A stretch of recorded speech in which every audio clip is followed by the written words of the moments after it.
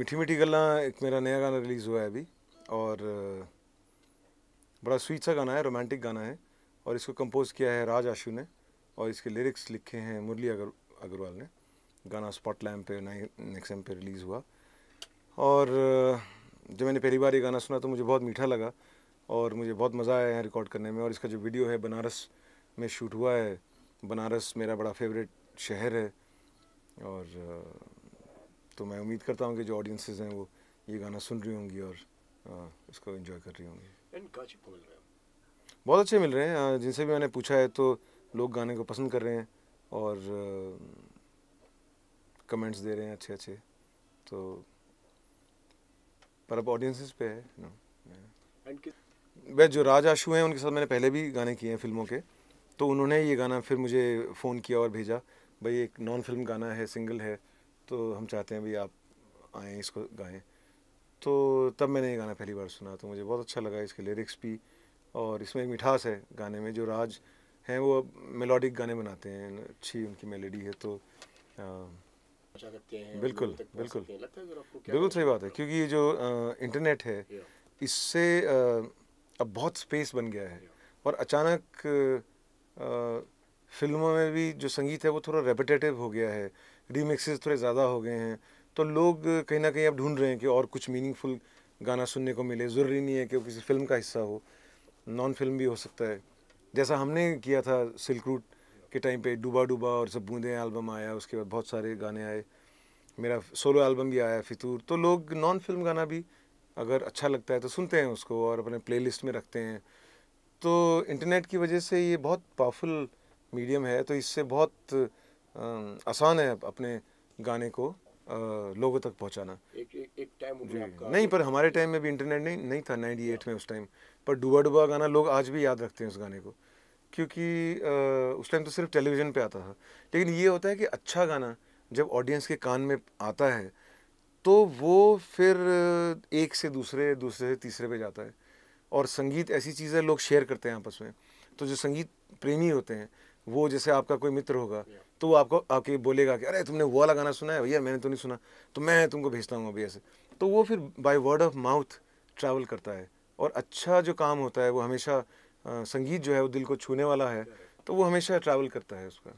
इसी के साथ में डूबा डूबा हो या मतलब और भी रॉक स्टार हो गया, जी मतलब जी, एंड एक था टाइगर, कई सारे आपके जी गाने जो बहुत जी ज़्यादा हिट हुए हैं, मतलब जी। तो किस तरीके से देखते हैं आप इस सारी जर्नी को?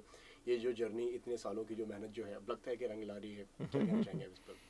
नहीं, मेरा जर्नी बहुत इंटरेस्टिंग रहा। 98 में रफली शुरू हुआ पहली एल्बम से, जो बैंड का एल्बम था, सिल्क रूट नाम से हमारा जो बैंड था।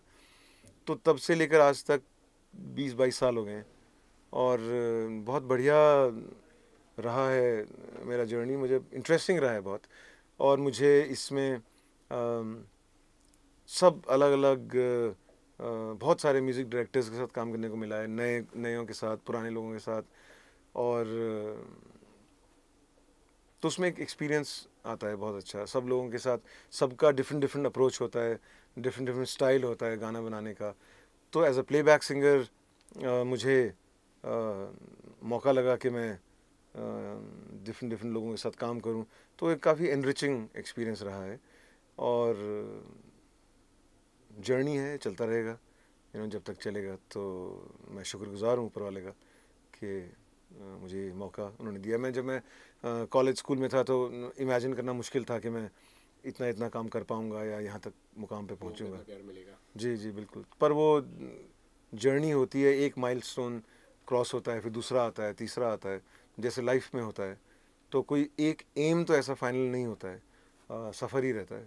तो अच्छा रहा, इंटरेस्टिंग रहा। इस जर्नी की सबसे बड़ी बात जो मैंने सीखी है और मैंने जल्दी लाइफ में सीख ली वो है पेशेंस।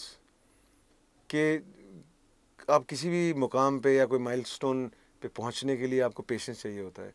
ओवरनाइट होना बहुत मुश्किल होता है, और अगर होता भी है तो शॉर्ट लिव्ड होता है।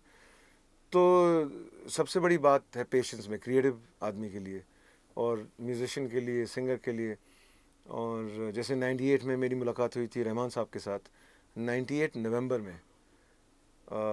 तो उन्होंने मुझसे थोड़ी बातचीत करी, लेकिन उनके लिए गाना गाने के लिए पहली बार उन्होंने मुझे बुलाया उस मुलाकात के कोई 5 साल के बाद या 6 साल के बाद, तो जब मैं मुड़ के देखता हूँ तो वो जो वक्त गुजरा, तो शुरू में मुझे लगा था कि जल्दी मौका लगेगा, लेकिन वो वक्त लगता है हर चीज़ को। तो पेशेंस अगर होगा वो सबसे बड़ी बात है। और दूसरा ये है कि अपने फ़न में आदमी थोड़ा सा ऑब्सेशन चाहिए होता है, थोड़ा अपने उससे प्यार चाहिए होता है, उसमें आनंद आएगा, और सबसे इम्पोर्टेंट वो होता है। और अपना काम आदमी करे, बाकी चीज़ें जो हैं वो साइड में, साइड प्रोडक्ट है उसका, फेम है, पैसा है, जो भी है।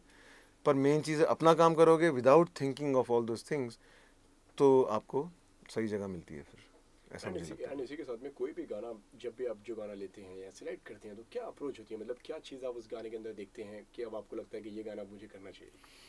देखिए, मैं वल्गर गाने नहीं गाता हूँ। कई बार मेरे पास गाने को बुलाते हैं लोग, तो मैं बोलता हूँ भी गाना भेज दो पहले, I love like to hear the song. वो तो मैं चूज़ करता हूँ, और जो मुझे ठीक नहीं लगता है, लेकिन उस तरीके का गाना मैं नहीं करता हूँ। लेकिन जो मुझे अच्छा लगता है एज ए प्लेबैक सिंगर, फिर मैं जाके उसको निभाने की कोशिश करता हूँ। और प्लेबैक सिंगर का काम जो होता है वो मेरे ख्याल से म्यूज़िक में एक बहुत मुश्किल जगह का काम होता है, क्योंकि आपको अलग अलग लोगों के साथ काम करना है, अलग अलग तरह का गाना आपको मिलेगा। तो आप उसको बखूबी निभाएंगे, कैसे निभाएंगे, वो फिर आप पे निर्भर करता है। एंड काफ़ी बड़े बड़े एक्टर्स एंड काफ़ी बड़े बड़े कलाकारों को आपने अपनी आवाज़ दी है गाने जी के थ्रू। जी। ऐसा अभी अगर बात की जाए जिसको आवाज़ ना दे पाए हों आप, जिसको लिए आप ना गा पाए हो, किसके लिए आप गाना चाहते हैं? ऐसी कोई विश लिस्ट है कोई दिल में? नहीं, ऐसी कुछ नहीं है। कभी कुछ आया हो कि हाँ इनके लिए मैं गाऊँ, इनको मैं एक आवाज़ दूँ, जो मौका ना मिल पाए हो अभी तक? नहीं, ऐसा कुछ नहीं आता दिमाग में, ऐसा कुछ नहीं आता।